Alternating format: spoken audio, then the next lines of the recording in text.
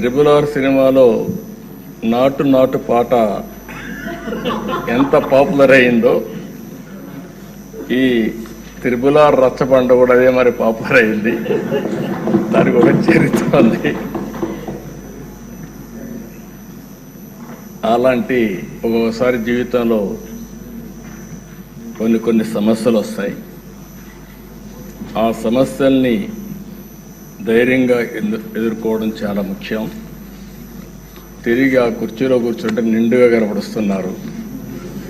అందరూ కూడా ఆఫ్గా కొత్త కనపడుస్తారు, కానీ మీరైతే ఆ కుర్చీకి ఒక నిండుత్వాన్ని ఇచ్చారు. పంచకట్టు కూడా తెలుగు బిడ్డ పంచకట్టుతో వచ్చారు. చాలా సంతోషం.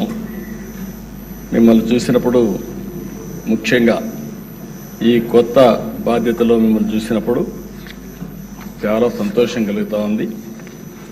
మీరు తప్పకుండా మంచిగా రాణించాలని మనస్ఫూర్తిగా ఆకాంక్షిస్తున్నా. ఇక్కడుండే మెంబర్స్కి అందరికి కూడా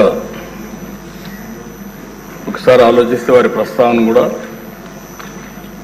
మే 14, 1962 విజయవాడలోని కనుమూరి వెంకట సత్య సూర్యనారాయణరాజు గారు, అన్నపూర్ణమ్మ దంపతులు జన్మించారు.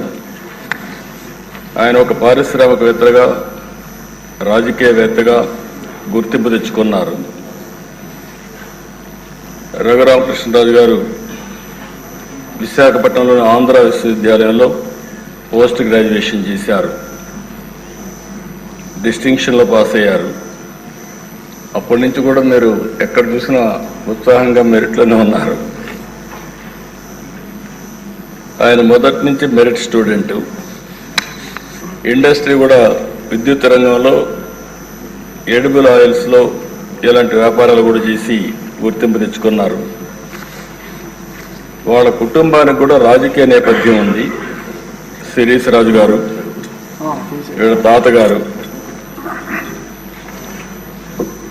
ఆయన జిఎస్ రాజు గారు 1958 నుంచి 64 వరకు ఏపీ లెజిస్లేటివ్ కౌన్సిల్ పదవికి మొట్టమొదటిసారిగా డిప్యూటీ చైర్మన్గా పనిచేశారు.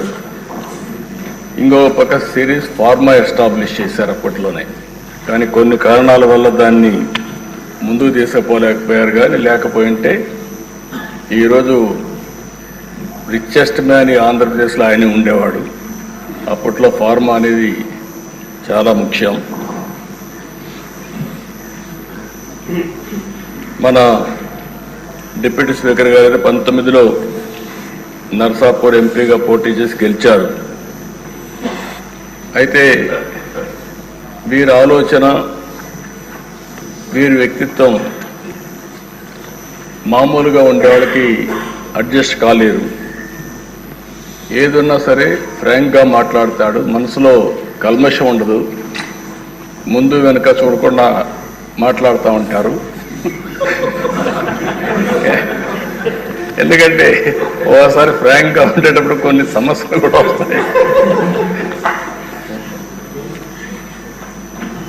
అయితే నేను చాలా రోజుల నుంచి వాటిని దగ్గరగా చూస్తున్నా. ఎక్కడన్నా తప్పులున్నప్పుడు కానీ, ఎక్కడన్నా ఇది ఉన్నప్పుడు కానీ, చెప్పాలనుకున్నప్పుడు కానీ కొండ బద్దలు కొట్టి చెప్పడం వారి మనస్తత్వం. ఓసారి అలాంటి మనస్తత్వమే కొన్ని ఇబ్బందులకు గురి చేస్తుంది. అలాంటి ఇబ్బందుల్లోనే వారు ఎంత టార్చర్ అనుభవించారో ఒక ఉదాహరణ మాత్రం. ఆయన మీరు చూస్తే పోయిన గవర్నమెంట్ ఎప్పుడైనా సరే ప్రభుత్వాలు ఒక సంస్కరణ చేయడం, ఒక అభివృద్ధి చేయడం, లేకపోతే సంక్షేమ కార్యక్రమాలు చేయడం వల్ల ఎక్కడికక్కడ ఒక పాపులారిటీ వస్తుంది. కానీ పోయిన ప్రభుత్వం ఒక టెర్రరిజం, గవర్నమెంటే ఒక టెర్రరిజాన్ని స్పాన్సర్ చేయడం అనేది చాలా దగ్గర జరగదు. ఏ కొద్ది ఉదాహరణలు మాత్రం మనకు ఉంటాయి. అలాంటి చూసినప్పుడు